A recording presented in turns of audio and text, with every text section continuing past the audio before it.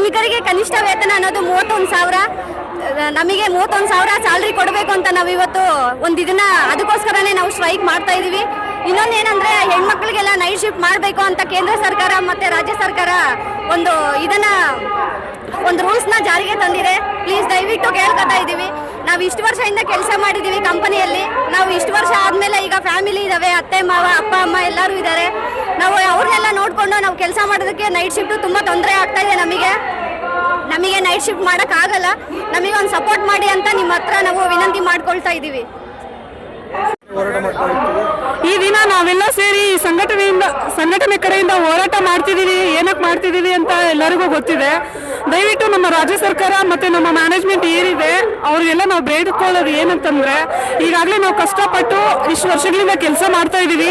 ಇನ್ನು ಮುಂದೆ ಮಹಿಳೆಯರಿಗೂ ಕೂಡ ರಾತ್ರಿ ಪಾಳ್ಯ ನೈಟ್ ಶಿಫ್ಟ್ ಮಾಡಲೇಬೇಕು ಅಂತ ಏನು ಕಂಡೀಷನ್ ಇಟ್ಟಿದ್ದಾರೆ, ದಯವಿಟ್ಟು ಅದನ್ನು ನಾವು ರಿಕ್ವೆಸ್ಟ್ ಮಾಡ್ತಾ ಇದ್ದೀವಿ.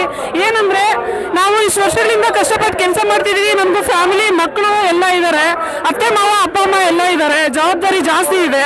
ರಾತ್ರಿ ಎಲ್ಲ ಅಲ್ಲಿ ಕೆಲಸ ಮಾಡಿ ಬಂದ್ಬಿಟ್ಟು ಮನೆಯಲ್ಲಿ ಮಕ್ಕಳನ್ನ ಇಲ್ಲಿ ದೊಡ್ಡವ್ರನ್ನ ಎಲ್ಲ ನೋಡ್ಕೊಳ್ಳೋದು ನಮಗೆ ಕಷ್ಟ ಆಗುತ್ತೆ. ದಯವಿಟ್ಟು ನಮ್ಗೆ ಸಪೋರ್ಟ್ ಮಾಡಿ. ಫಸ್ಟ್ ಸೆಕೆಂಡ್ ಏನಿದೆ ಅದು ಮಾಡ್ಕೊಂಡು ಹೋಗ್ತೀವಿ. ಬಾಡಿಗೆ ಕಟ್ಟಕ್ಕಾಗ್ಲಿ, ಮಕ್ಕಳ ಫೀಸ್ಗಾಗ್ಲಿ, ಪ್ರತಿಯೊಂದು ಖರ್ಚುಗಳಾಗ್ಲಿ ಎಲ್ಲದಕ್ಕೂ ನಮ್ಗೆ ತುಂಬ ಕಷ್ಟ ಆಗ್ತಿದೆ. ರೇಷನ್ಗೆಲ್ಲ ನಮಗೆ ಇದು ಸ್ಯಾಲ್ರಿ ಸಾಕಾಗಲ್ಲ ಅಂತ ನಮ್ಮ ಒಂದು ರಿಕ್ವೆಸ್ಟ್ ಇದೆ.